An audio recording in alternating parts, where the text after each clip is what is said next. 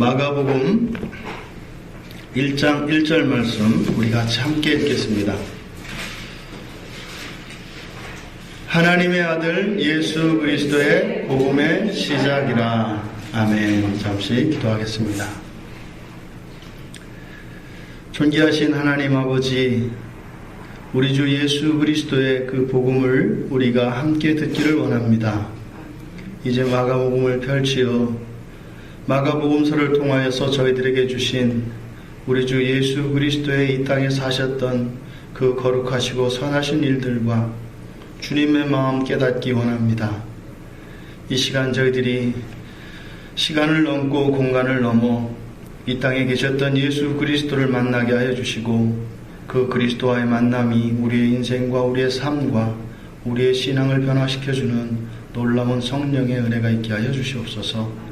예수님의 이름으로 기도드리옵나이다. 아멘. 로마인들에게 전해준 복음이라는 제목으로 마가복음을 우리가 한번 살펴보려고 합니다. 신약 성경에서 이 복음서는 보통 우리가 복음하면 믿지 않는 사람들에게 전하여 주는 것으로 많이 생각하기가 쉽습니다. 하지만 실제로 이 네 개의 복음서는 신약 성경의 맨 앞에 위치하고 있습니다만 시기적으로는 매우 늦게 기록되어진 책들입니다. 실제로 서신서들이 먼저 기록이 되었고, 그래서 예수님의 제자들에 의해서 예수 그리스도의 복음에 대해서 이미 소아시아와 로마에 이르기까지 복음이 전하여졌습니다. 그랬던 그들에게 이 복음서가 이렇게 기록되어진 목적은 이제는 직접 예수 그리스도와 함께 생활을 하며 그 사역에 참여하였던 사도들이 이제는 늙어져 가며 이 세상을 떠날 날이 가까워졌기 때문에 그때 당시에 이 복음의 정통성은 사도들에게 있었습니다. 그래서 가짜 복음서도 많이 있었는데 그것들을 입증하여 주고 마지막에 최종적으로 그 판단의 권위를 갖는 것은 사도들이었습니다. 사도들이 맞다 하면 맞는 것이고 사도들이 아니다 하면 아닌 것이었습니다. 왜냐하면 그들은 직접 예수 그리스도를 손으로 만진 바요, 눈으로 본 바요, 귀로 듣는 바요, 심지어는 공생의 3년 기간 동안 예수님과 늘 함께 지내셨기 때문에 그 내용을 읽었을 때 사도들은 그 진위를 어렵지 않게 판단해낼 수 있었습니다. 하지만 이제는 사도들이 한 분 한 분 순교를 당하고 이 세상을 떠나기 시작했습니다. 그래서 사도들이 오염되지 않은 순전한 예수 그리스도에 관한 그 내용들을 분명하게 책으로 기록해야 할 필요를 가지게 되었습니다. 그래서 이 네 개의 복음서가 기록되어지게 되는데, 네 개의 복음서 가운데 이 마가복음이 성경 순서상으로는 마태복음 다음에 나와 있습니다만 실제로는 가장 먼저 기록된 복음서입니다. 그래서 이 마가복음을 원복음서라고 합니다. 그래서 또 이 세 개, 마태, 마가, 누가, 이 세 개의 공관복음에 가장 핵심을 이루고 있는, 다시 말해서 세 개의 공관복음에 가장 공통분모가 되는 내용들이 이 마가복음에 들어있습니다. 그래서 자유주의자들은 이 마가복음은 처음에 지어진 것이 아니라 마태복음, 그리고 누가복음, 심지어는 요한복음까지 가져다가 거기에 있는 공통된 내용을 짜집기 한 것이다 라고 이 성경책의 진정성에 대해서 위해를 가하려고 하는 사람들도 있었습니다. 하지만 사도들과 교부들에 의해서, 초기의 문헌들에 의해서 이 마가복음이 최초의 복음서이며 이 마가복음은 분명한 예수 그리스도의 그 사역과 행적에 대하여 기록하고 있는 원복음이라는 것이 이것은 모두 다 공인하는 내용입니다. 근데 이 마가복음은 실제로 보면 다른 복음서들과 유난히 다른 것이 무엇이냐면 예수님의 생애에 대해서 태어나시고 자라시고 또 그가 계시에 의해서 세례를 받으시고 하는 이런 내용들이 들어있지 않습니다. 곧바로 예수 그리스도의 공생의 사역으로 들어갑니다. 그리고 이 마가복음에서 다루고 있는 내용들 가운데 정말 복음서라면 예수님의 말씀이 중요할 텐데 예수님이 가르쳐 주신 그 교훈들과 설교의 내용 전부를 담고 있지 않습니다. 그 가운데 일부만을 담고 있습니다. 오히려 예수님의 말씀보다 이 마가복음의 관심은 예수님께서 일으키신 기적들, 이적들의 관심이 더 많습니다. 또 이러한 마가복음의 내용을 통해서 드러나는 것은 예수님께서 사람들의 삶에 관심이 많으시고 또 심지어 그들의 삶 속에 직접 개입하시는 것을 보게 됩니다. 예수 그리스도의 생애가 하나님으로서 이 세상을 사신 것이 아니라 하나님의 종으로서 사람의 아들로서 이 세상을 사셨습니다. 그러니 사람들의 삶과 동떨어진 자신이 아니라 그 하나님이신 예수 그리스도께서 직접적으로 사람들의 생활 속으로 들어오셔서 그들의 애환과 기쁨을 함께 하셨다는 것을 이 마가복음에 나타나고 있습니다. 또한 이 마가복음은 이 편지를 받고 있는 수신자가 이방인들입니다. 정확하게 그것이 누구다라고 할 수는 없습니다만 대체적으로 로마 교회에 있는 그리스도인들에게 편지를 쓴 것이다 라고 하는 것이 대체적으로 합의를 이루고 있는 내용입니다. 근데 로마 교회 안에는 로마 사람들, 이방인들만 있는 것이 아니라 그때 당시에 많은 박해로 인하여 예루살렘에서 디아스포라들이 소아시아와 온 유럽으로 퍼져나갔기 때문에 로마 교회 안에는 유대인들도 있었고 이방인들도 있었습니다. 하지만 이 서신의 내용들을 보면 주 관심 대상자가 이방인들인 것을 알 수 있습니다. 그 내용은 뒤에 가서 한 번 더 살펴보기로 하겠습니다. 그러다 보니까 지금 마태복음도 맨 앞에 보면은 마태복음이나 누가복음 족보를 다루고 있죠. 그러니까 유대인들에게 있어서는 정통성이 중요합니다. 그런데 여기서는 예수님의 계보에 대한 언급이 없습니다.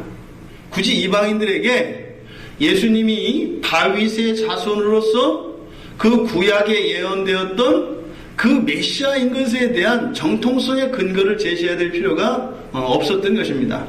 그래서 여기에서는 그런 족보나 이러한 계보, 문헌적인 구약의 어떤 근거들을 제시하는 것보다 오히려 예수 그리스도의 하나님 되심, 실제로 예수님이 사시면서 일으키셨던 가시적인 증거들, 그것들이 훨씬 더 중요하게 다뤄지고 있다 이 말입니다.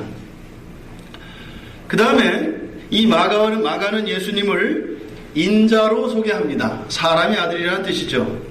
또한 예수님의 사역을 하나님의 종으로서의 일로서 소개를 합니다. 사람의 아들인데 하나님의 종으로서의 일들을 감당하였던 예수 그리스도. 그런데 지금 서원에서는 하나님의 아들 예수 그리스도의 복음의 시작이라고 이야기를 합니다. 좀 전에 말씀드린 것처럼 마가는 예수님을 인자, 사람의 아들로 묘사하고 하나님의 종으로서 하나님의 일을 하였던 분으로 기록하는데 이 복음서의 시작은 무엇이라고요? 하나님의 아들. 바로 이 마가복음 1장 1절의 이 선언은 마가복음 전체를 관통하는 것입니다. 그래서 이 마가복음에서 베드로의 신앙 고백이 이 마가복음의 클라이막스에 가 있습니다. 베드로가 예수님을 향하여 너희는 나를 누구라 하느냐 하였을 때 당신은 살아계신 하나님의 아들이요 그리스도이십니다라고 하는 이것이 마가복음 전체를 뚫고 있는 마가가 예수 그리스도에 대하여 이야기하고자 하는 핵심적인 내용입니다. 하지만 이것이 이방인인 로마 그리스도인들에게 이것이 전해져야 됐기 때문에 이것을 자꾸 사람의 아들 그리고 하나님의 종으로서 설명을 해나갑니다. 이 마가복음이 쓰여진 저작 시기는 대략 64년, 주후 64년에서 70년 사이에 쓰여진 것으로 추정을 합니다. 64년에 베드로가 순교를 하였기 때문에 그 순교 시점 이후, 그리고 예루살렘이 멸망되기 이전 그 사이에 기록된 것으로 추정을 합니다. 근데 64년에는 또한 로마의 대화재가 있었습니다. 로마의 이 화재가 어느 정도였었냐면, 로마에 가면 로마를 그때 당시에 14구역으로 구획을 지었습니다. 그러니까 1지역, 2지역, 3지역, 4지역 해서 14개 지역으로 로마를 이렇게 구역 편성을 했었는데, 전체 14개 구역에서 10개 구역을 완전히 다 태워버렸습니다. 어마어마한 거였어요. 실제로 이 발화 지점은 헤롯이 궁전을 세우고 싶어 했던 곳입니다. 그래서 이미 도시가 형성되어 있는 곳에 헤롯은 그 자리에 화려한 궁전을 짓고 싶었습니다. 그래서 헤롯이 그 지점에 불을 냈다라고 하는 것이 대부분 역사가들의 추정입니다. 정확한 건 나와 있지 않습니다. 근데 이미 로마 시내에서 많은 사람들에 의해서 그것이 소문으로 자세하게 퍼졌습니다.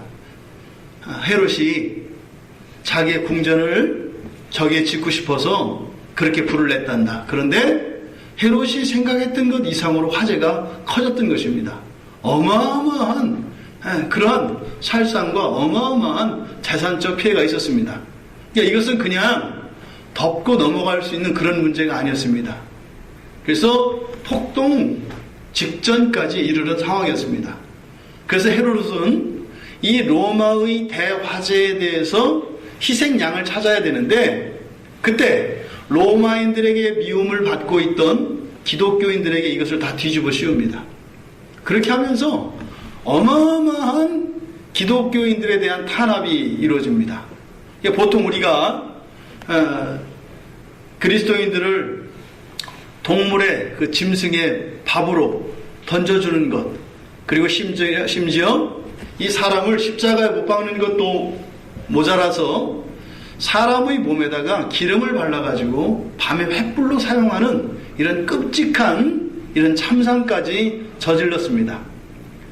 그때 그리스도인들은 신앙에 대하여 굉장한 회의를 가지고 있었고 자신들의 신앙에 큰 위기가 찾아왔던 것입니다. 그래서 마가는 그렇게 언제 어떤 상황에서든지 그리스도인들은 순교를 당할 그런 상황이었었기 때문에 이제는 신앙을 붙들고 있는 것조차 버거운 그런 상황이었습니다. 그래서 마가는 그들에게 용기를 주고 격려해 주기 위하여 예수 그리스도께서 하나님의 아들이시면서도 이 세상에 내려오셔서 모욕과 수치를 당하시고 끝내 십자가에서 죽으셨던 그 예수 그리스도의 구속 사역을 이야기하면서 왕이신 예수 그리스도, 살아계신 하나님의 아들이신 예수 그리스도도 이 세상에서 그렇게 모욕과 핍박을 받으며 우리를 구원하기 위하여 십자가에 죽으셨다고 하는 그 사실을 다시 한번 상기시키므로 우리도 기꺼이 우리를 구원하신 그리스도를 따라 자기 십자가를 지고 가야 할 것이라는 것을 역설했습니다. 그래서 이때 당시에 사가들의 증언에 따르면 그때 많은 그리스도인들이 순교의 대열에 자발적으로 기꺼이 참여할 수 있었던 것은 이 마가의 공이라고 이야기를 합니다. 이 마가가 마가복음을 통하여 또한 복음서뿐만 아니라 거리를 다니며 그리스도인들을 찾아다니며 격려하고 위로하였던 그 일들로 인하여 많은 이들이 신앙을 버리지 않고 신앙을 버리고 이 세상에서 안전을 도모하기보다는 오히려 신앙을 지키며 스스로 순교의 길로 나아갈 수 있었던 것입니다. 그래서 이 마가복음의 이 배경에는 굉장한 그리스도인의 위기와 환란이 있습니다.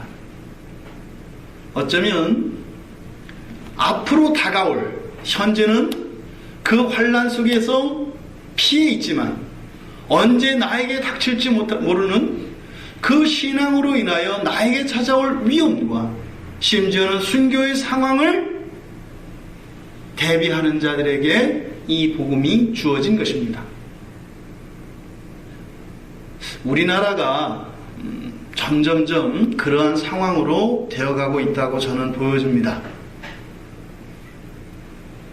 실제적으로 우리의 육체적인 죽음을 이렇게 사형을 감행한다거나 우리를 린치를 가하거나 이런 일은 없을 겁니다.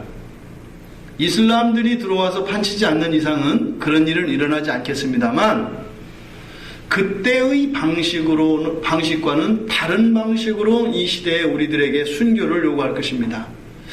미뤄 짐작컨대 이 시대가 요구하는 순교는 우리가 살고 있는 이 시대를 자본주의라고 합니다.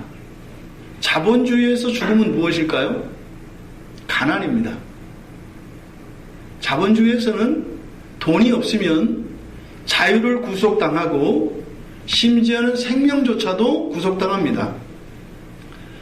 제가 아는 어떤 분이 한 분이 카나다의 그 의료제도, 의료연금제도를 배우기 위해서 2년 동안 다녀오셨어요. 그래서 미국의 의료보험제도에 대해서 공부를 하고 다녀오셔가지고 이야기를 하는데 그 믿기지 않는 이야기를 들었습니다. 맹장수술을 보통 집에서 한답니다. 맹장에 걸리면 보통 대부분의 사람들이 집에서 맹장수술을 다 한답니다.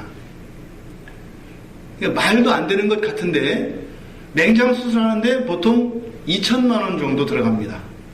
맹장수술 하는데. 근데 그것만이 들어가는 게 아니라 치료비나 이렇게 하게 되면 어마어마한 금액이 들어갑니다. 잘 아시는 바와 같이 미국에서는 대학교를 딱 졸업하면 그 대학생들이 가지고 있는 빚이 보통 1억입니다. 그러면 정상적인 직장에 취업해서 직장 생활을 한다 하더라도 대부분은 연금과 세금으로 내고 근근히 생활하기도 어렵습니다. 근데 그 1억 학자금의 빚을 갚기 위해서 평생 시달립니다. 그러다 결혼을 하면 그 이후의 생활은 더 말할 수도 없습니다. 근데 절대 다수가 의료보험 혜택을 못 받더라고요. 그래서 맹장에 걸리면 보험이 있어야 되는데 보험이 없으면 아예 병원을 가지 못하더라고요. 근데 망대맹장이 심해지면은 염증이 생기면 이제 복막염이 되죠. 터지면 그걸 복막염이라고 해요. 터지면 생명이 위험합니다. 그러니까 죽지 않기 위해서는 말도 안 되는 그런 끔찍한 일들이 실제로 지금도 자행되고 있대요. 그러니까 전 세계 최고 거지가 많은 나라가 미국이죠. 그러니까 최소 절대 빈곤에 우리나라의 거지와 같은 사람들이 1,500만 명이라고 합니다. 1,500만 명. 그리고 흔히 말하는 중산층이라는 사람들이 거기는 뭐 개인 집에서도 빨래를 하지만 공동주택을 사용하는 경우에는 공동 세탁장을 사용하는데 직업이 있는 사람들이니까 거지는 아니잖아요. 그런데 먹을 빵이 없대요.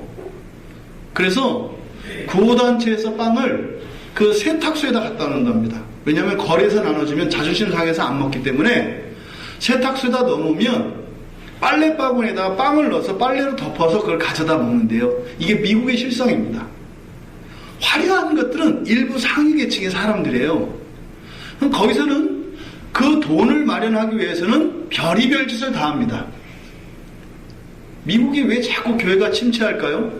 미국에서는 이제 가난한 사람들이 교회 가기 어렵습니다. 어지간한 정도의 학력과 어지간한 정도의 재산이나 이것을 잊지 않은 사람들은 그냥 거리에 있는 구호소 천막교회는 갈지 몰라도 여러분들이 알고 있는 그런 교회는 거의 들어가지 않습니다. 들어갈 수도 없고요. 전혀 다른 부류가 되어 있습니다. 한국교회가 지금 많이 미국을 따라가고 있습니다. 부정적인 의미에 있어서. 우리나라에서도 몇몇 굴지의 기업 가운데서는 종교 자체에 대해서 회사 내에서는 이야기하지 못하도록 사규에 정해져 있는 회사가 있습니다. 그래서 종교 행위를 하거나 종교에 대해서 이야기를 하게 되면은 거기에 대해서 문책을 받고 페널티를 받습니다. 그런데 월급을 많이 주기 때문에 크리스찬들이 제일 많이 가고 싶어 합니다. 이게 순교입니다. 그런 실력이 있는데도 내 신앙에 반하기 때문에 가지 않는 것. 이게 순교입니다.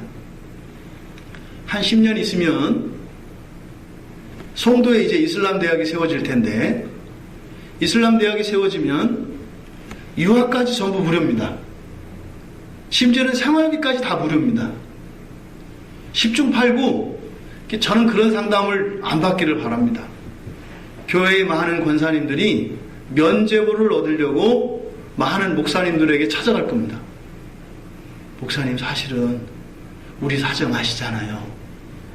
또 우리 아이가 저기 들어가서 이슬람의 복음을 전해서 선교적 사명을 가지고 저 대학교에 들어가서 공부하고 그쪽에 가서 이슬람 아이들에게 복음을 전하면 안 될까요? 이런 상담을 많이 받게 될 겁니다. 멀지 않았습니다. 심지어는 우리가 이단이라고 하는 36 외국어 학원이 있어요. 36 외국어 학원이 안식일교회에서 하는 곳입니다. 영어 학원으로는 굉장히 명성이 높습니다. 집사님, 권사님들, 아이들, 손주들 다 데려갑니다. 대부분 거의 줄 서서 기다렸다가 선착순 끊고 몇 대의 경쟁률 뚫고 들어가거든요. 크리스찬들 대부분입니다. 이단이라고 얘기합니다. 말도 섞지 말라고 합니다. 그런데 거기에 가서 공부를 하러 갑니다. 다 변절자들입니다. 극단적으로 이야기해서. 이런 일들은 점점 더 심해질 겁니다. 심지어는 기독교 신앙을 고수하고는 번듯한 직장을 가질 수 없게 되는 날이 올 수도 있습니다. 월요일날 제가 안산에 직장 예배를 드리러 갔다가 그 직장 예배 드리는 분 중에 한 분이 그 이야기를 해요. 안산에 어느 국민은행 그 지점에, 그쪽에는 안산에 외국 노동자들이 많잖아요. 그러니까 그 외국인들 그 월급 그것을 유치하기 위해서 그 아르바이트생으로 외국인을 고용을 했대요. 그랬는데 이 예금 유치 실적이 100배, 200배랍니다. 일반인들에 비해서. 외국인들을 다 끌어오니까. 그래서 원래는 아르바이트생으로 이 사람들을 채용을 했는데 정식 직원으로 채용했대요. 이 사람들이 누구냐면 인도네시아하고 파키스탄 쪽 사람들이에요. 그거 다 선교 작업입니다. 그러니까 워낙 실적이 좋으니까 이 사람들을 정식 직원으로 채용을 했대요. 그렇게 하면서 어떤 일이 일어났냐면 그 은행 지점 안에 이 이슬람 사람들은 하루에 6번 절을 해야 된단 말이에요. 그래서 할 수 있는 은행 안에 장소를 만들어줬어요. 지금 생각보다 멀지 않았습니다. 만약에 이슬람들이 은행을 잡으면 영국의 경우가 그랬어요. 영국 같은 경우에는 그러니까 이슬람이 항상 다른 나라에 들어갈 때는 먼저 돈줄을 잡습니다. 왜냐하면 오일머니를 이용해서 돈줄을 잡아요. 돈줄을 잡는 게 뭐냐면 은행의 은행장 자리를 차지하는 거예요. 그러면 어떻게 되냐면 그다음부터는 대출에 대한 권한이 있어요. 그럼 기업들의 목줄을 재는 겁니다. 그래서 이슬람 기업들에게는 즉각으로 대출을 해줘요. 기독교인 기업들은 계속 이런저런 서류들을 요구하면서 계속 지체시킵니다. 기업들에게 있어서 이 자금은 생명입니다. 그리고 시간은 생명입니다. 그때 필요할 때 필요한 돈이 있지 않으면 이거는 돈만 있으면 그냥 어마어마한 이익이 나는데도 할 수 없는 거예요. 여기 어디죠? 이렇게 안양시청 앞에 쌍둥이 빌딩 하나 있잖아요. 그게 되게 사연 많은 건물입니다. 그 건물을 처음에 설계하고 했던 형제를 제가 알아요. 그걸 다 설계하고요, 건축하고 다 했습니다. 다 됐는데요, 돈이 안 나와요. 은행에서 돈이 안 나와요. 그러면 거기는 하루만 늦어져도, 공사가 하루만 늦어져도 이자가 어마어마합니다. 금액이 어마어마하기 때문에.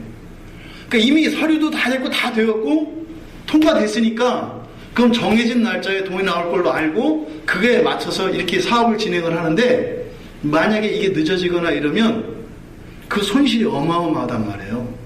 안 나오는 거예요. 결국에는 넘어왔습니다. 얼마 돈을 받고 그동안 해왔던 이거를 그대로 넘겨주는 식으로. 이게 돈줄을 잡으면 결국엔 무엇을 먹냐면 기업을 다스리게 돼요. 은행을 잡으면. 정말 교회들이 깨어나지 않으면 영국에서 겪었던 그런 이슬람화 정책이 그대로 실효를 거둘 것이고, 특히 우리나라는 지금 정부까지 합세해서 해요. 여러분들이 기억하고 계세요. 한양대학교에 이희수 교수라고 있어요. 이 사람이 우리나라의 이슬람 정통인데, 이슬람통이에요. 그래서 이슬람 쪽 외교 모든 정책을 이 사람한테 자문받아서 합니다. 이 사람이 이슬람 선교사입니다. 이슬람에서 전액 장학금을 받고 개종을 하고 한 사람이에요. 여러분들 주변에서 이슬람이 다 그렇게 나쁜 거 아니다. 사실은 과격파가 있고 온건파가 있다. 다 거짓말이에요. 그렇지 않아요. 그게 이수라고 하는 그분 입에서 다 나오는 소리입니다. 지금 5년 전에 3만이었던 이슬람이 지금 20만이 넘습니다. 10년 안에 100만 넘어갑니다. 만약에 크리스찬 자매들이, 특히 여학생들은, 저도 이제 딸이 셋인데 정말 조심해야 합니다. 정말 조심해야 됩니다. 그 이단 신천지 교리가 그거 있잖아요. 모략이라 그래가지고 거짓말을 그 사람들은 하나님의 뜻대로 하는 거라 그래. 그걸 지혜라고 해요. 거짓말하는 거를. 이슬람도 그래요. 결혼 전까지는 모든 거짓말을 다 합니다. 근데 그게 그 사람들의 교리에 허용이 되어 있어요. 이렇게 법으로 딱 정해져 있어요. 결혼을 하기 위하여 이교도의 여성들에게 하는 모든 거짓말은 오히려 선한 거고 의로운 것이에요. 결혼하고 나서 차도를 씌우고 나면 그 사람들 정말 죽여요. 신앙의 계율을 어기면 그냥 죽인단 말이에요. 우리 서울 시청 광장에서 명예살인이 일어나지 않기를 바랍니다. 그런데 상징적인 자리이기 때문에 이슬람 아이들은 반드시 시청 앞 광장에서 명예살인을 지금 계획하고 있을 겁니다.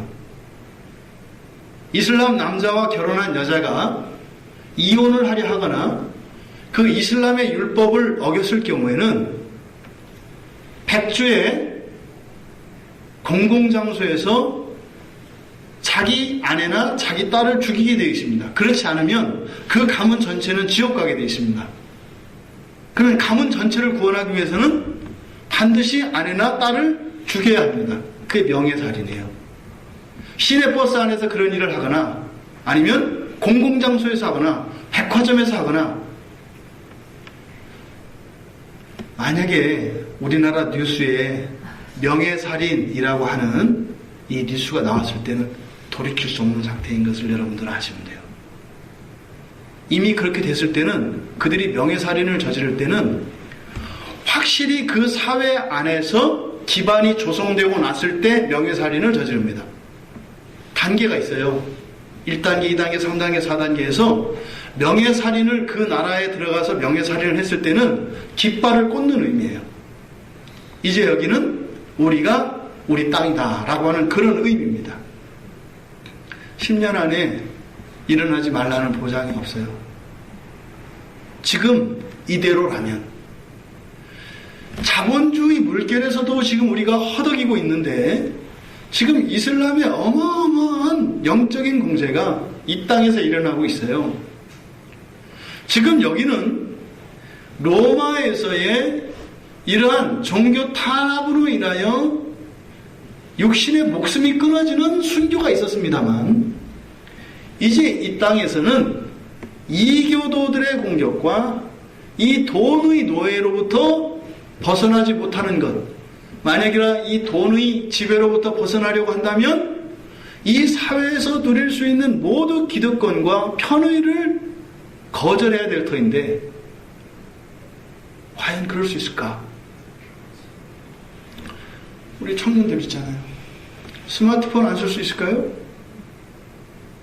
머리 화장 안 하고 옷 갈아입지 않고 유명 메이커 신발을 신지 않고 살아갈 자신 있나요?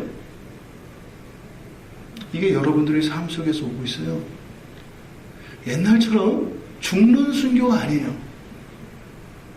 이 자본주의의 이런 사치와 이러한 물질들이 주는 이런 말초적인 이런 기쁨들을 언제든지 안 할 수 있는 자유가 있지 않고서는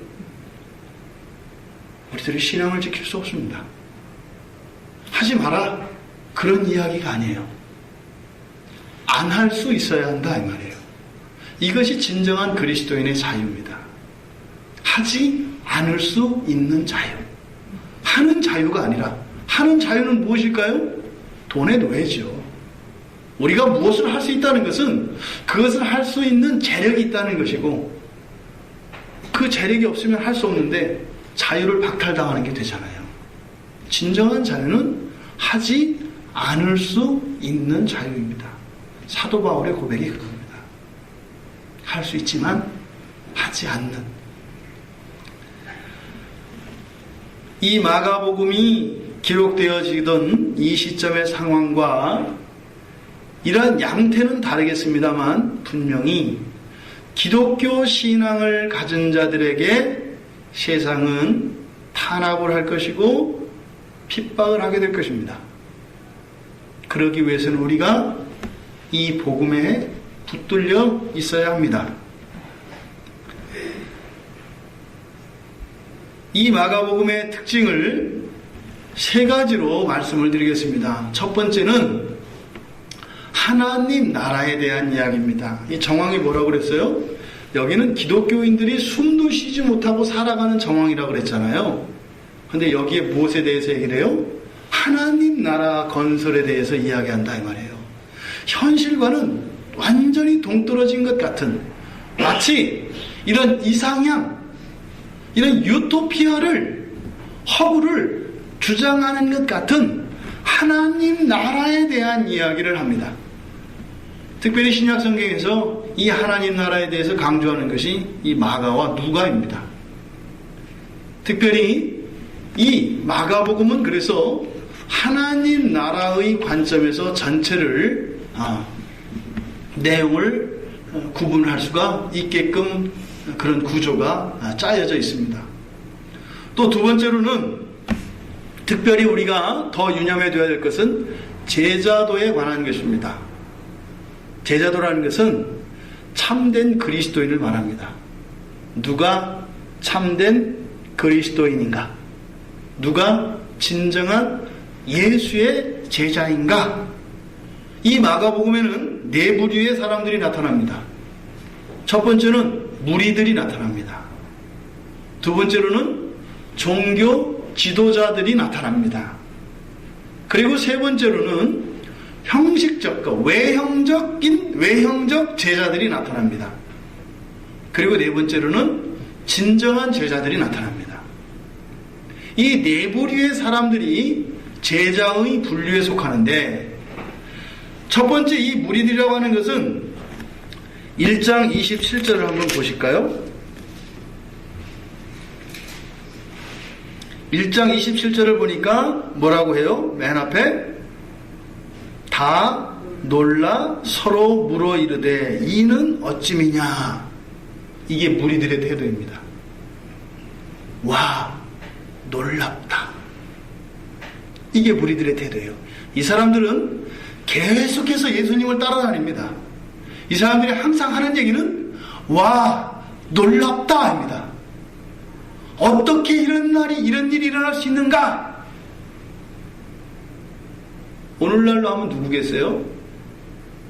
기적 쫓아다니는 사람들입니다. 그게 끝이는 날만 기다리고 있어요. 더 이상 놀라지 않을 순간을. 두 번째로 종교 지도자들입니다. 서기관들, 바리새인들, 사두개인들 하는 이런 종교 지도자들입니다. 이 종교 지도자들은 성경에 대하여 정통한 사람들입니다. 오늘날로 말하자면 학자에 비견될 수 있습니다. 성경적 지식이 많고 이런 율법들에 대한 해박한 지식이 있는 사람들을 말합니다.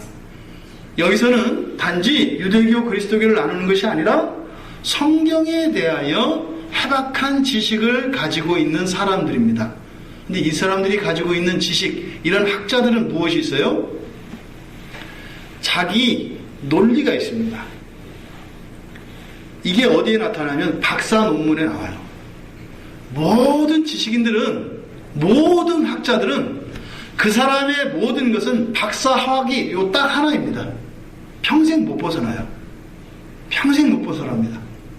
그래서 박사 학위를 보면 이 사람이 가지고 있는 기준이 무엇이고 이 사람이 가장 중요시 여기는 가치가 무엇인지 알 수 있어요. 그거는 어지간한 사람들이 아니면, 한국은 그래요. 한국은. 그러니까 외국은 그렇지 않아요. 그렇게 했다가는 교수 못해요. 근데 우리나라 같은 경우에는 거의 박사학위 논문 하나 딱 쓰고 나면 그게 클라이막스입니다. 그 다음은 나머지 다 100개 먹는 거예요. 거의 그래요, 거의. 그러니까 어떻게 해요? 자기하고 맞지 않는 사람들, 새로운 것을 이야기하는 사람들 어떻게 해야 돼요? 밟아야 돼요. 패거리가 집니다. 지금 성경에서 나타나는 이 종교 지도자들이 바로 그런 사람들이에요. 자신들이 알고 있는 이런 율법들, 이런 계명들에 대한 해석과 이런 권위에 대하여 도전하는 것은 용납할 수 없어요. 왜요? 그게 무너지면 이 사람들은 자기들이 설 자리를 잃어버리기 때문에. 그러니까 그것과 다른 것이 나와도 안 되고 그것의 오류를 지적하는 것도 안 됩니다. 그러니까 이미 예수님이 이 종교 지도자들 앞에서는 죽을 수밖에 없는 사람들입니다. 그래서 우리나라 교회 다 갈라치는 사람들이 학자들이에요. 본인들은 안 하죠. 그 학자들이 교회를 가르고 교회를 다 절단냅니다. 신앙을 신학으로 다 바꾸어버렸죠. 이런 일들이 일어납니다. 세 번째로 형식적 제자들이라고 그랬는데 이 형식적인, 이 외형적인 제자, 형식적인 제자, 이게 누구냐면 무늬만 제자라는 의미가 아니라요, 실제 제자라고 불리는 사람들이에요. 누구죠? 사도들이에요. 이 마가복음에서 나타나는 사도들은 예수님의 진정한 제자들이 아니에요. 아시잖아요. 어떻게 해요? 믿음을 배반하잖아요. 그건 무슨 말이에요? 진짜 믿음이 아니라고요. 다 버리는 사람들이에요. 이 제자들에게 예수님께서 말씀하신 내용이 있어요. 8장 하나 보실까요?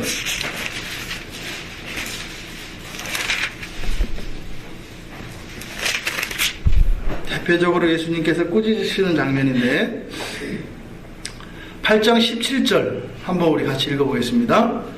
예수께서 하시고 이르시되 너희가 어찌 떡이 없으므로 수군거리느냐? 아직도 알지 못하며 깨닫지 못하느냐?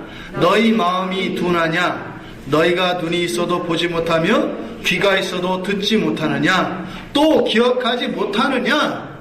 속 터지는 얘기입니다.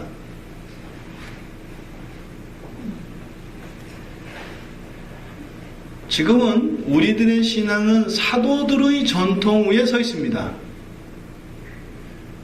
지금 마가복음에서만 나타나는 이 예수님의 사도들은 온전한 사도들이 아닙니다.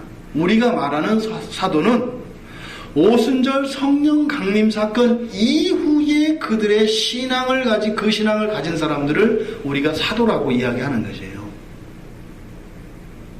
이 제자들은 예수님과 함께 살지만 다 예수님 버릴 사람들입니다.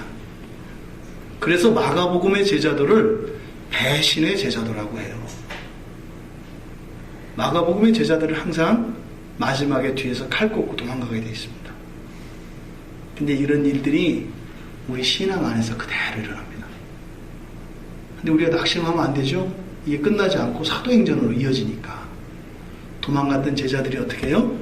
오순절 성령 강림 사건 이후로 과거에 지었던 죄 때문에 자신들의 그 죄가 얼마나 끔찍한 것이었는지를 더 알게 됩니다. 그래서 기꺼이 순교의 길로 들어서게 되는 것이에요. 그러니까 누군가가 여러분에서 주변에 괴롭히거나 힘들게 하면 어떻게 해요? 좀 괴로움 당하시고, 야, 저것 때문에 이 다음에 크게 쓰임 받겠구나, 이렇게 생각하시면 돼요. 쉬운 죄에 대해서 기가 막히게 회개해야 될 날이 반드시 오게 되기 때문입니다. 그럼 참된 제자들은 누군가? 10장에 한번 보십시오. 10장 46절.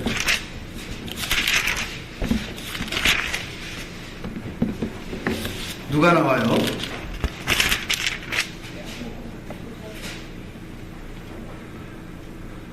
바로 맹인거지 바디메오가 나오죠. 바디메오가 어떻게 진정한 제자라고 하는가? 이들은 예수님께 그 믿음을 인정받은 사람들입니다. 믿음으로 눈이 떠지는 사람들입니다. 또 14장에 가면 베다니의 문둥이 시몬 집에 예수님에게 옥합 향유를 부었던 여인이 나옵니다. 바로 이 향유를 부은 여인, 이런 이들이 참된 제자들입니다.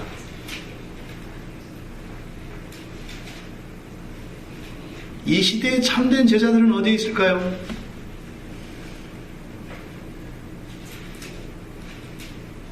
이런 목회자들에 있거나 직분자들에게 있는 것이 아니라 어쩌면 교회라 이름하는 곳에서 소외된 자로, 사람들에게 홀대받는 자로, 하찮은 자로, 별 볼 일 없는 자로 불리는 자들 가운데 참된 제자들이 있습니다. 누가 누구를 섬겨요? 제자가 세상을 섬겨요.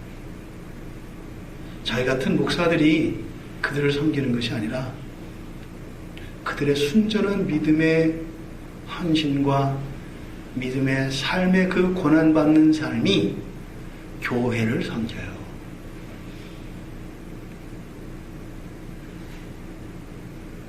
예수 믿는 사람치고 예수님이 가장 존귀한 분이시면서 가장 낮은 자리에 처하셨다는 것을 모르는 사람은 없습니다. 우리가 입버릇처럼 이야기합니다. 우리의 모범은 누구이신가? 오직 예수 그리스도라고 이야기를 합니다. 신앙과 삶의 기준은, 그 모범은 오직 예수 그리스도입니다. 참된 신자는 예수 그리스도를 따르는 사람들입니다. 그 사람들은 누구일까요? 가장 낮은 곳에 가는 성도들입니다. 이 마가복음에서 앞으로 이제 살펴보겠습니다만 주인공들이 마치 제자들처럼 나와요. 아니라니까요. 주인공은 제자들이 아니에요. 제자들을 만들어 가시는 예수님이다, 이 말입니다. 그게 바로 1장 1절의 서원에서 이야기하는 것이에요. 하나님의 아들 예수 그리스도의 복음의 시작이라. 이 복음은 누구에게 갔을까요? 제자들에게 간 거예요. 이런 외형적인 제자였던 이 12 사도들에게 그 복음이 어떻게 들어가고 있는가를 이 성경은 낱낱이 기록하고 있는 것입니다. 또 세 번째로 이 마가복음의 특징 하나가 무엇이냐면 침묵을 요구하시는 거예요. 예수님께서 말하지 말라고 하십니다. 말하지 마라. 말하지 마라. 첫 번째로 1장 24절 25절을 보시면 더러운 귀신 들린 사람이 있었습니다. 고쳐주시고 나서 그 귀신이 하나님을 알아봅니다. 하나님의 거룩한 자시라고 알아봅니다. 그랬더니 예수님께서 그 귀신들을 향하여 꾸짖으십니다. 이 악한 영들에게 나사렛 예수여 우리가 당신과 무슨 상관이 있나이까? 우리를 멸하러 왔나이까? 나는 당신이 누구인 줄 아노니 하나님의 거룩한 자이십니다. 이때 이 더러운 영들을 향하여 예수님께서 꾸짖으십니다. 잠잠하라. 잠잠하라. 철저하게 이 마가복음에서는 예수님은 당신 자신을 자꾸 은닉하십니다. 자꾸 감추십니다. 그런데 이 성경에 나오는 제자들은 어떻게 해요? 아무도 예수님 말 안 듣습니다. 그게 희한하죠? 그렇게 하면 예수님 말을 잘 들을 것 같은데 안 들어요. 온 동네 나가서 사방팔방 뛰어다니면서 다 이야기해요. 제자들은 또 그걸 가지고 거드름까지 피우잖아요. 예수님은 자꾸 이야기하지 말라는데 예수님은 제자들은 어떻게 해요? 자꾸 예수님을 섬기고 뭘 하려고 해요. 그거는 예수님이 하라고 한 게 아니라 지네들이 하고 싶은 거예요. 예수님이 하라고 하는 건 안 하고 하고 싶은 것을 하는 이런 모습이 제자들에게서 나타납니다. 두 번째로는 환자들에게도 침묵할 것을 이야기합니다. 우리가 1장 보았지만 뒤에 40장 이후에 보면 나병 환자를 고치시는 장면이 나와요. 그리고 고치시고 나서 44절에 가보면 이르시되 삼가 아무에게 아무 말도 하지 말고 가서 내 몸을 제사장에게 보이고 어떻게 해요? 아무에게도 아무 말도 하지 말라고 이야기를 하십니다. 또 5장에 가면 회당장인 야이로의 딸을 고치고 나서도 마찬가지입니다. 그 회당장 야이로의 딸이 죽었지 않습니까? 그것에 대해서도 이야기하지 말라고 하십니다. 또 7장에 가면 귀신 들려서 귀가 먹은 자 귀가 띄어지는 사건이 일어나요. 거기서도 마찬가지로 예수님께서는 절대로 이야기하지 말라고 하십니다. 또 이것은 악한 영들과 병을 고쳐주신 그 환자들에게 뿐만 아니라 제자들에게도 침묵할 것을 요구하십니다. 8장 30절 한번 보시겠습니다.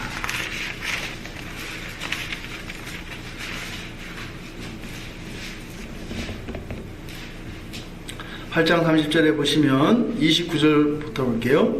또 물으시되 너희는 나를 누구를 아느냐? 베드로가 대답하되 이르되 주는 그리스도시니이다. 이에 자기의 일을 아무에게도 말하지 말라 경고하시니. 이 마가복음에서는 철저하게 예수님께서 당신의 사역에 대해서 당신에 대하여 다른 이들에게 이야기하지 말라고 그렇게 말씀을 하십니다. 왜냐하면 대관식을 기다리시는 것이에요. 그 대관식은 십자가에서 가시면류관으로 대관식을 하신 것입니다. 그 대관식 때까지는 철저하게 아무에게도 이야기하지 말도록 침묵을 요구하십니다. 이 마가복음은 바로 요한 마가가 바나바의 조카 생질이었던 요한 마가가 기록을 하였습니다만 이 마가복음의 내용은 사도 베드로의 진술을 받아 적은 것입니다. 베드로 사도가 마가에게 전해준 이야기를 마가가 기록한 내용입니다. 이 책을 왜 마가복음이라고 했느냐? 마가는 그렇게 중요한 인물이 아니에요. 뭐 최소한 바나바 정도가 돼야 그래도 바나바 복음 이렇게 할 만한 거지. 이 마가는 바울이 데리고 다니고 같이 전도여행 다니고 뭐 이렇게 그 바울하고 가다가 또 뭐 말 안 들어가지고 게을러서 야단 막 별로 이렇게 마음에 안 들었던 청년이거든요. 그런데 이 복음서 앞에 마가복음이라고 붙인 이유는 그 사본의 안쪽에 거기다가 이제 마가가 썼다라고 하는 그 핸드스크립트가 있습니다. 그래서 이 본문 안에도 마가는 언급되지 않아요. 근데 그 책 표지 속지, 겉지가 있고 그 속지에 이 마가, 이 마르쿠스, 로마 말로 이 마르쿠스가 마가인데 이 마르쿠스 그 사인이 이렇게 되어 있어서 그것을 마가복음이라고 이것을 부릅니다. 하지만 이것은 정확하게 사도 베드로의 진술에 따른 것임을 이것은 내적 증거와 외적 증거에 의해서 확인되어져 있습니다. 그래서 이 베드로가 마가에게 이렇게 성경을 기록하게 하였던 그 정황이 베드로 후서에 가면 나옵니다. 베드로 후서 한번 보시면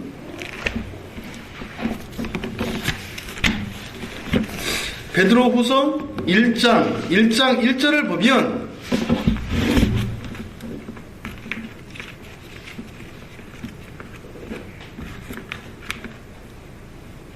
히브리서, 야고보서, 베드로, 전서, 후서 1장 1절에 보시면 예수 그리스도의 종이며 사도인 시몬 베드로는 우리 하나님과 구주 예수 그리스도의 의를 힘입어 동일하게 보배로운 믿음을 우리와 함께 받은 자들에게 편지하노니.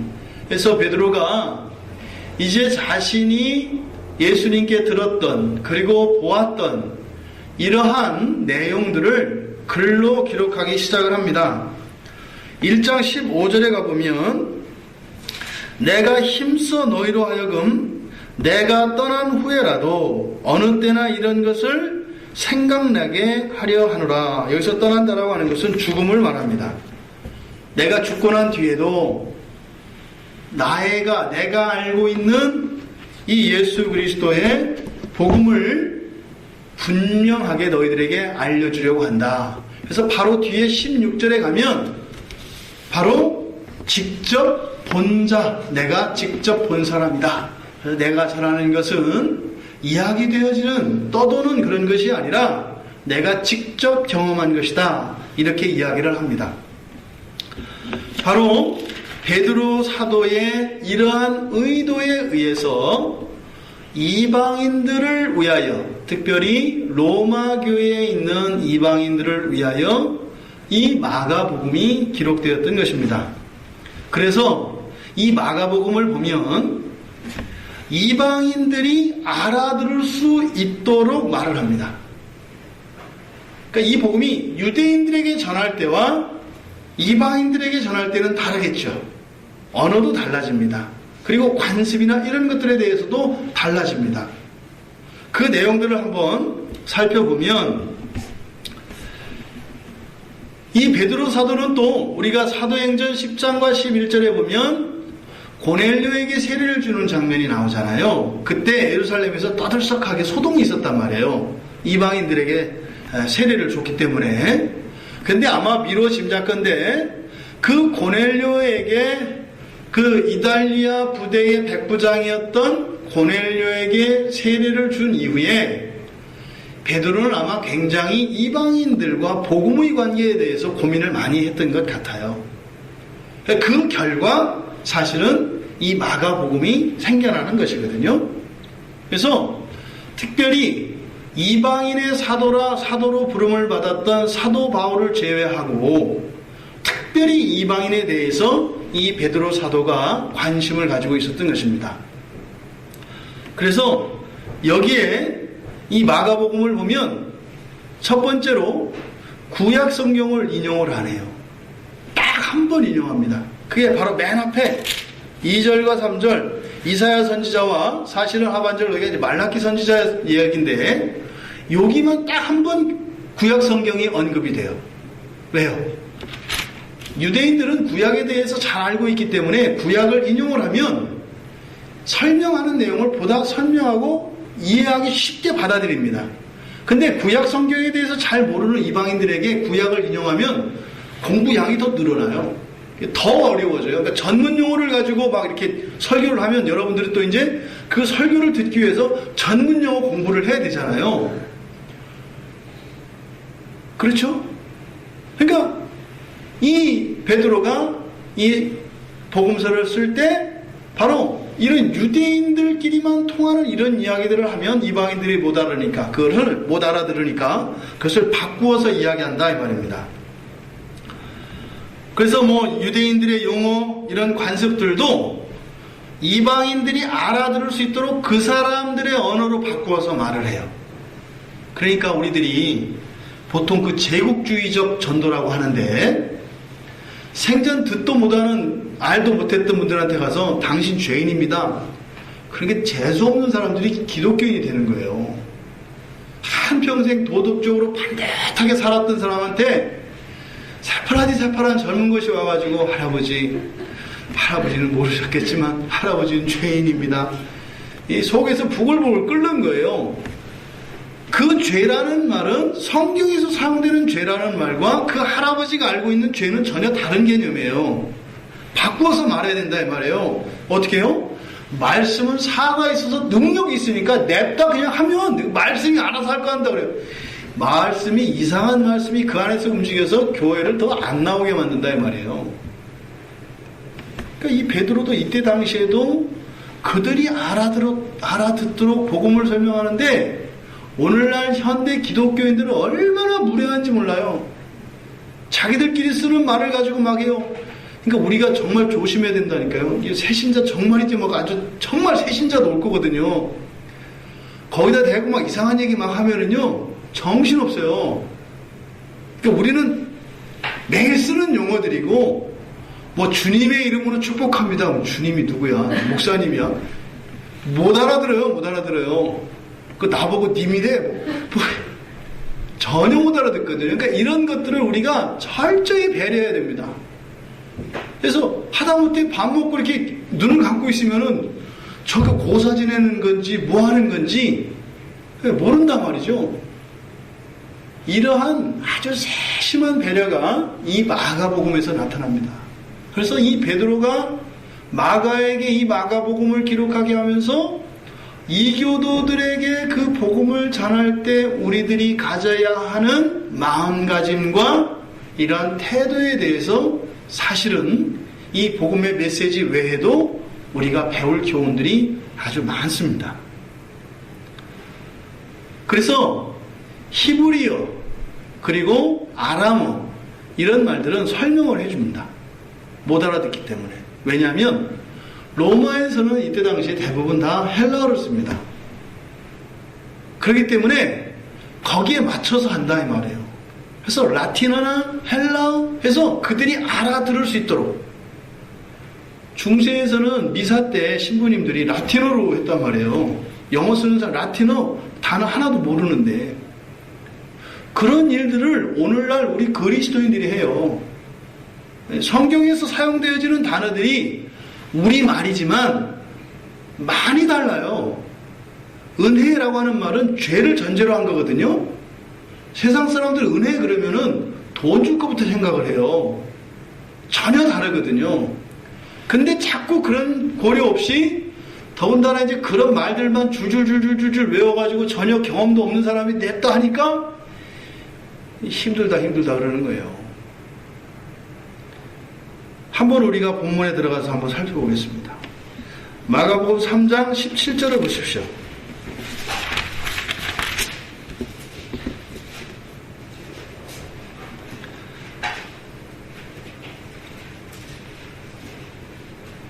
개인과의 원조, 개인과의 시작, 이 성경적 기원이 여기서 나옵니다. 치맛바람, 아들들을 윗자리로 얹히려고 하는 이 엄마의 치맛바람이 여기서 나오는데 여기서 보고자 하는 것은 그 내용이 아니라 그 뒤에 보시면 세베대의 아들 야고보와 야고보의 형제 요한이니 이 둘에게는 보아너게 곧 우레의 아들이란 이름을 더하셨으며 바로 이러한 아람어를 이 사람들이 알아들을 수 있는 헬라어로 이렇게 설명을 해줍니다. 또 달리다고 아시죠? 5장에 가면은 일어나라 소녀야 일어나라 할 때 달리다굼 이게 또 아람어거든요. 못 알아먹어요. 그러니까 그것을 보실까요? 5장 41절. 그 아이의 손을 잡고 이르시되 달리다 굼. 끝나는 게 아니라 어떻게 해요? 하시니 번역하면 곧 내가 네게 말하노니 소녀야 일어나라 하심이라. 이렇게 뜻풀이를 해줘요. 알아들을 수 있도록. 또 7장에 가면 귀머거리 귀가 열릴 때 7장 34절에 보시면 예수님께서 하늘을 우러러 탄식하시며 그에게 이르시되 에바다. 이것은 곧 뭐라고요? 열리라는 뜻이다. 이렇게 뜻풀이를 일일이 해줍니다. 바로 이 복음을 진술했을 때 예수 그리스도의 행적과 예수 그리스도의 그리스도 되심에서 이야기할 때 그냥 일방적으로 선포하는 것이 아니라 그들이 알아들을 수 있도록 그러한 언어로 사용한다 이 말입니다. 그 다음에 두 번째로 관습입니다. 이방인들이기 때문에 유대인들의 관습을 몰라요. 그래서 그런 관습들을 설명을 해줍니다. 7장 3절에 가보시면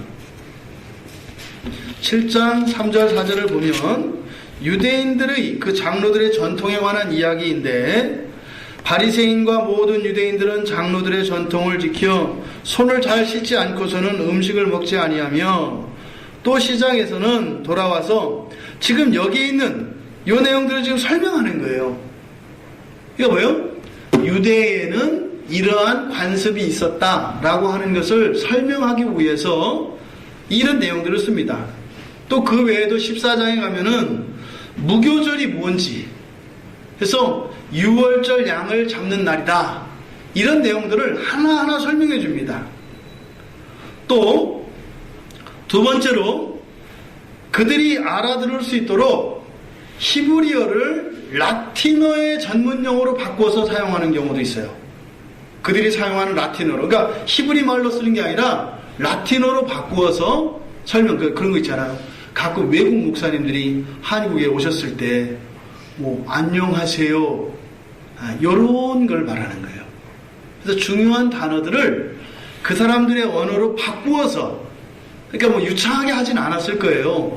이게 오순절 때 뭐 베드로가 어떤 그 방언을 받았는지는 모르겠지만 하여튼 그 라틴어로 설명하는 게 나와요. 6장 볼까요? 6장 27절. 거기 보면 우리말 성경에는 왕이 곧 시위병 하나를 이렇게 있어요. 이게 이제 스페큘레이터라고 하는 라틴어를 써요. 헬라어 성경 원전을 보면 여기에다가 헬라어를 이렇게 하는 게 아니라 스페큘레이터라는 게 라틴말 단어를 헬라어 단어를 라틴어로 바꾸어서 이렇게 써준다 이 말이에요. 그 다음에 아까 말씀드렸던 백부장 있지 않습니까? 이런 백부장이라는 단어, 이것도 라틴어로 바꾸어서, 그러니까 그들의 군대에서 쓰는 용어로 바꾸어서 설명을 해줘요. 또 두 렙돈 한 고드란트 아시죠? 그러니까 렙돈과 고드란트라고 하는 이것은 히브리 화폐 단어를 이들 로마의 화폐 단어로 바꾸어서 얘기하는 겁니다. 그러니까 두 렙돈은 히브리 돈 화폐의 단어예요. 그러니까 한 고드란트, 이 고드란트는 로마거든요. 이렇게 그들이 사용하는 화폐 단위로 이 가격을 환원해서 이야기합니다. 그래서 이 마가복음 전체 보면 철저하게 이방인들을 위하여 이 복음이 진술되고 있는 것을 알 수 있다 이 말입니다. 심지어는 13장 35절에 가보면 시간 개념이 다릅니다. 히브리의 시간과 이 로마의 시간 개념이 달라요. 13장 35절에 가보시면 깨어있으라 34절에서 이야기하시고 나서 그러므로 깨어있으라 집주인이 언제 올는지 혹 저물 때 일는지 반축 일는지 다굴 때 일는지 새벽 일는지, 지금 여기서는 이렇게 되어서 그냥 쭉 얘기한 것 같지만 이게 아니라 저녁 6시에서 아침 6시까지 요게 밤입니다. 이 밤을 히브리에서는 셋으로 나눠요. 1경, 2경, 3경으로. 근데 헬라에서는, 이 로마에서는 넷으로 나눠요, 밤을. 그게 지금 35장에 나와 있는 요게 밤의 시간의 구분입니다. 저물 때, 밤중, 다굴 때, 새벽. 이렇게 넷으로 나눠요. 그러니까 이거는 이스라엘 사람들이 쓰는 시간 개념이 아닙니다. 로마 사람들이 쓰는 시간 개념을 이렇게 사용을 해요. 그러니까 뭐예요? 밤 전체, 늘 깨어있으라 밤 전체를 이야기할 때 히브리식 시간 개념이 아니라 바로 로마식 시간 개념을 가지고 사용을 한다. 이처럼 이 마가복음의 관심은 철저히 이방인들에게 있습니다. 그래서 사복음서 가운데 특별히 이방인인 우리에게 더욱 주의 깊게 받아들여져야 될 복음서가 이 마가복음일는지 모릅니다. 실제로 우리는 유대의 역사나 그런 전통에 대해서 매우 제한적입니다. 복음을 받아들였을 때 유대인들이 받아들일 때 그 받는 감흥과 우리들이 받아들이는 것은 오해가 많아요. 되게 웃기고 그런 것들 되게 많아요. 형제들더러 라가라 하고 죄를 지으면 연자맷돌을 치고 바다에 던지우는 게 낫다라고 그러잖아요. 그럼 우리는 연자맷돌을 목에 걸고 바다에 던져지면 뭘 생각해요? 심청이 생각한단 말이에요. 그죠? 근데 이때 당시 연자맷돌은 나무예요. 무슨 말인지 아시겠어요? 연자맷돌은 큰데 나무로 됐다고요. 나무는 물에 가라앉아야 떠요. 나무는 물에 뜨잖아요. 그러면 연자맷돌을 목에 매달려가지고 바다에 던지면 어떻게 돼요? 엄청난 고통이에요. 연자맷돌을 자꾸 사는 게 아니라 목만 이 물 위에 매달려가지고 몸은 바다 밑으로 감겨서 대롱대롱 발버둥 하다가 엄청나게 이렇게 물 빠져 죽는 정도가 아니라 굉장히 끔찍하게 죽는 거예요. 느낌이 다르잖아요. 그걸 들고 그냥 이렇게 해서 꼬르륵 해서 물 먹어서 죽는 거하고 생각해보세요. 망망대해에 커다란 나무 토막 밑에다가 그 밑에다가 밧줄로 목이 매져 있어서 포박된 상태로 수영은 못하고 거기에 매달려서 몸은 밧줄을 당겨지는데 완전히 목 매달려서 죽으면은 그냥 금방 죽을 거 아니에요. 몸에 부력이 있어서 죽지도 않고 몸부림치면서 죽는 장면을 떠올린다고요. 이런 문화적인 이해가 우리에게는 이렇게 기껏해 이렇게 뭐 몇 가지 설명돼서 알지 이렇게 딱 와닿지 않는다 이 말입니다. 그래서 그런 요소들이 강화되어진 복음서가 이 마가복음서이기 때문에 우리가 예수 그리스도의 복음을 보다 분명하게 이해하기 쉽게 되어 있는 복음서가 이 마가복음서다 이 말입니다. 어쨌든 1장 1절에서 하나님의 아들 예수 그리스도의 복음의 시작이라. 이건 누구에게 준 거라고요? 바로 우리와 같은 이방인들을 위하여 기록된 복음서다 이 말입니다. 그러면 여기서 지금 우리말 성경에서는 하나님의 아들 예수 그리스도의 복음의 시작 이렇게 되어 있지만 원어에서는 이 아르케라고 하는 시작이 맨 앞에 나옵니다. 기원, 태초, 시작하는 이게 맨 앞에 나옵니다. 그러니까 시작은 뭐겠어요? 지금 이 마가복음을 진술할 겁니다. 앞으로 바로 하나님의 아들이신 예수 그리스도의 복음의 시작이라 했지만 지금 여기서 진술하는 내용은 뭐라고요? 예수님의 삶에 대해서 얘기한다고 그랬죠. 예수님이 어떻게 공생의 기간을 사셨는지를 지금 얘기하려고 한다고 그랬죠. 그러니까 여기서 복음의 시작이다라고 하는 것은 보세요. 너 예수 그리스도를 믿고 너를 위하여 그리스도가 십자가에 죽어서 네가 그 그리스도의 십자가의 보혈의 공로로 구원을 받은 네가 어떻게 인생을 살아야 하는지를 가르쳐 주겠다 이 말이에요. 이거는 그냥 무슨 철학이나 이런 걸 얘기하려는 게 아니라 예수 그리스도를 믿는 제자가 어떻게 살아야 할 것인가를 예수님께서 친히 사셨던 그 삶의 자취들을 따라 걸어오라고 하는 겁니다. 그러니까 지금 여기서는 이 복음의 시작이라고 할 때 이것은 뭐예요? 이 말씀을 딱 받아들일 때는 어떻게 되는 거예요? 내가 지금까지 살아왔던 삶의 방식들이나 이런 판단 기준이나 이게 아니라 나를 구원하신 예수께서 사셨던 그 길로 과거의 모든 삶을 버리고 살아가야 한다. 따라오겠느냐? 라고 하는 무언의 질문이 들어가 있다 이 말입니다. 여러분들이 복음서를 받아볼 때는 여러분들이 그렇게 살아갈 마음을 가지고 보지 않으면 100번 1000번 읽어도 소용없습니다. 기껏해야 주일학교 성경고사 볼 때 뭐 연필이나 받고 노트나 받겠죠. 안 받깁니다. 제가 예전에 주일학교 교사할 때 딜레마 했다니까요. 20년 동안 교회학교에서 우수한 성적으로 그 성경고사대회에서 싹쓸이하고 하던 애가 왜 그 모양인지 뭐예요? 이 예수 그리스도를 따라 걷는 그 길에 한 걸음도 내딛지 않았어요. 디딜 준비를 하지 않았어요. 그러면 능력 안 나타납니다. 예수님 손잡고 길 따라갈 때 거기서 믿음이 역사하고요. 거기에서 예수님의 이적이 일어나지 그저 책으로 들여다보면 안 나타납니다. 여러분의 인생길을 새롭게 시작할 수 있도록 이끄시는 그 첫 걸음이다. 이런 뜻입니다. 부디 여러분들이 이 마가복음이 끝냈을 때는 여러분들의 인생길이 예수님을 뒤따라 걷고 있는 것을 다시 한번 확인할 수 있는 그런 복된 여러분들 되시기를 바랍니다. 근데 그 시작이 누구의 시작이에요? 하나님의 아들. 이 하나님의 아들은 늘 우리가 성경에서 하나님의 아들 나오면 하나님이라고 이해하시면 돼요. 사람의 아들은 사람. 말씀을 드렸죠.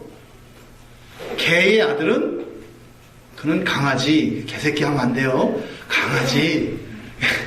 말의 새끼는 망아지. 근데 사람은 새끼라고 하면 안 되죠. 그죠? 사람은 자식이라고 하는 거죠. 사람의 자식은 사람이죠. 하나님의 아들은요, 하나님이죠. 그래서 하나님의 아들이라고 하는 것은 하나님보다 하나님이 낳은 아들, 종속되었다 이 개념이 아니라 신이시다라는 뜻이에요. 하나님의 아들이다 이 말은 신이시다. 그러니까 무호하시고 절대자이신 하나님이 이끄시는 길이다라는 뜻이에요. 그러니까 뭐예요? 이거는 완전한 길이라는 거죠. 이것이 여기서 하나님의 아들 되심을 이야기하는 얘기입니다. 바로 신이 내주시는 길, 완전한 길, 그 진리의 길이죠. 한치 오차도 없죠. 이어서 예수 그리스도라고 하죠. 예수 그리스도. 그런데 그분이 누구시라는 거예요? 그 하나님이 예수, 여호수아, 예수와 우리의 구원자시라는 거예요. 바로 그리스도, 우리의 왕으로, 선지자로, 제사장으로 우리가 신앙 고백할 때 예수님은 주님이시다 할 때 우리 신앙 고백을 했잖아요. 바로 그 하나님, 그분이 나를 구원하시는 자이시며 그분이 나의 삶의 왕이시고 바로 하나님과 나 사이를 이어주는 중보자로서 내주시는 길이다. 뭐예요? 그것이 절대 진리의 길이고 분명한 길이지만 내가 갈 길이 아니면 소용없는 거잖아요. 바로 누구의 길이라는 거예요? 너의 길이다. 하나님 아들 예수 그리스도 복음의 시작이다. 뭐예요? 다른 생각하지 마라. 이 길 따라와라. 이 서언이 마가복음 전체를 관통하는 내용입니다. 그런데 어떻게 한다고요? 제자들은 안 따라간다고요. 부디 이 마가복음을 통해서 주시는 이러한 교훈이 12사도들보다 더 나은 삶을 우리들이 살아야 합니다. 그들이 넘지 못했던 한계들을 뛰어넘을 수 있어야 합니다. 이것이 신앙의 유산이 쌓이는 겁니다. 그런데 우리는 그냥 그 예수님의 제자들이 살았던 삶을 그대로 답습을 하려고 한다 말이죠. 그러니까 예수님의 길을 따르는 게 아니라 이런 예수님의 제자들을 따르려고 한다 이 말입니다. 자꾸 사람을 따르려 한다 이 말입니다. 성경에서 오해되는 게 되게 많습니다. 구약에서도 보통 뭐 야곱의 이야기를 하면 그 이슬람이나 이쪽에서는 일부 다처하는 것을 아브라함과 야곱이 처가 많았던 걸 얘기하거든요. 그건 범죄한 거거든요. 하나님의 언약의 백성인데도 불구하고 그렇게 못돼 먹었다. 근데 그 못돼 먹은 거를 따라하냐 말이에요. 그거는 이렇게 하지 말라는 건데 이렇게 하지 말라고 하는 거를 성경에서 그렇게 했으니까 나도 한다. 제가 죄를 졌으니까 우리 조상이 죄를 졌으니까 나도 죄를 짓는다. 올라가 보겠어요? 아담과 하와가 선악과를 따먹었으니까 우리도 선악과를 따먹어야 된다. 이런 이야기거든요. 성경에는 항상 하나님에 관한 지식과 사람에 관한 지식이 같이 나옵니다. 사람에게는 배울 게 없다. 배울 것은 예수 그리스도 한 분이시다. 이거밖에 없습니다. 부디 이 마가복음이 우리들 각자에게는 배신의 제자도가 아니라 올곧은 제자의 길로 인도하는 그 복음의 시작이 되시기를 주님의 이름으로 축원드립니다. 우리 잠시 기도하겠습니다. 우리가 이방인들에게 주셨던 이 복음서인 마가복음에 대해서 전체적으로 우리가 한번 살펴보았습니다. 주님, 정말 사도들을 우러르는 그런 신앙이 아니라 사도들을 뛰어넘는 그런 신자가 되기를 원합니다.